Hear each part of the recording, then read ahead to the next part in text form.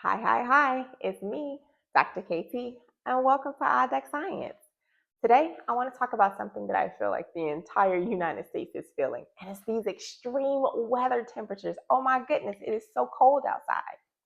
Now, I noticed something getting up this morning as I was heading to my cycle class. Shout out to Harlem Cycle in Newark. I saw these two numbers on my weather app, this top number and this bottom number. I said, what is this feels like temperature? As if the top number wasn't enough to be scared about. And so I decided to dig in and figure out what that actually meant. Now, the feels like temperature is based on wind chill. And so I was like, okay, well, what is wind chill? Wind chill is the temperature outside and the speed of wind. So they take those two calculations together, and that's how they get what our skin will perceive the temperature is outside. Okay, great, Dr. KT. Why do we care? I'm so glad you asked. Let's dig into it. Now, our body's entire job is to keep us in a place called homeostasis. Homeostasis is a nice little range that makes us happy. If you think about Goldilocks and the Three Bears, we don't want anything that is too much. We don't want anything that is too little. We want a nice little range here. When it comes to body temperature, that is called thermoregulation. Inside of our body, we have our own thermostat that contributes to thermoregulation. Now, there's also something very important that monitors thermoregulation, and they're called thermoreceptors. They are mostly seen in our nose, our lips, our ears, very concentrated in our face. And the reason they're concentrated there, those are also the places the first time that you notice there is a change in temperature.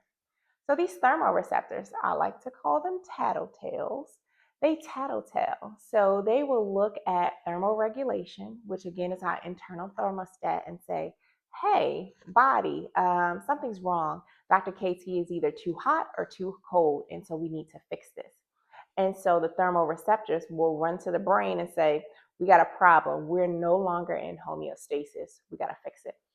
So the body, as amazing as it is, will try to fix it on its own. One of the first ways it's going to do, if I go downstairs and walk to my car and that wind hits me, what's going to happen is the thermoreceptors are going to say, brain, she's cold. And it's going to cause me to get that nice little shiver. You all know that shiver when you walk outside and it kind of takes your breath away. Okay. That is the brain's way of saying, okay, muscles, we need the muscular system to start working to generate some heat as she's moving those muscles. Another way that the body is going to try to conserve heat, it's going to talk to the circulatory system and say, hey, I need you to constrict her blood vessels so that we keep as much blood as close to her as possible. Because again, I got to reiterate what that feels like temperature and wind chill does.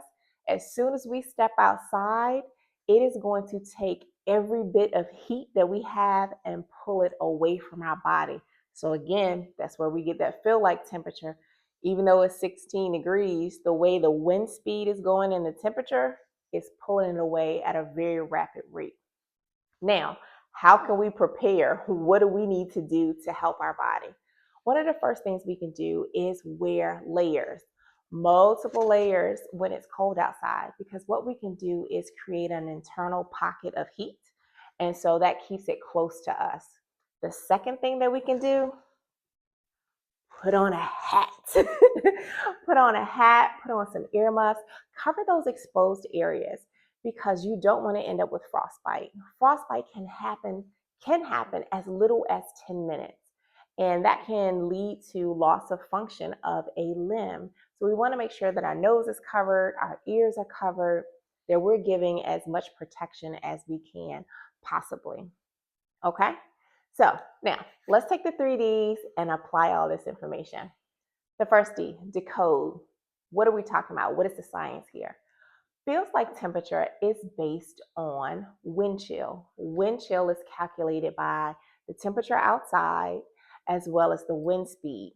Those temperatures together are going to calculate the amount of time and what it feels like when heat is taken away from our bodies because of the wind and how our skin is going to perceive it. Second D, diversify. How does that affect me? How does that affect other people around me in my community? I am so glad you asked. Again, we're going to start layering up, okay? We're going to work with our body so that we stay nice and warm. But this is also a time to look into your community and see that we have a large community in different parts of the United States that is unhoused. Make sure that you can stop by your local stores or the local person in your neighborhood who may knit and get some extra pair of gloves, extra pair of hats, scarves, things so we can cover up those exposed areas, because these individuals, that will give them another protective barrier from the outside elements. Lastly, dazzle. How can I put my dazzle on this? Work with your body. Work with your body. Don't fight against it. Make sure you prepare and put the proper things on it, and make sure that you are a blessing to someone in your community that does not look like you, may not come from the same place as you did, but show that you still care, and that in the midst of all that's going on in this world, there's still a kind face, there's still a kind heart that cares about their neighbor. Okay? I hope you learned something this time. And as always, science is accessible for everyone. Please share what you got out of today. And until next time.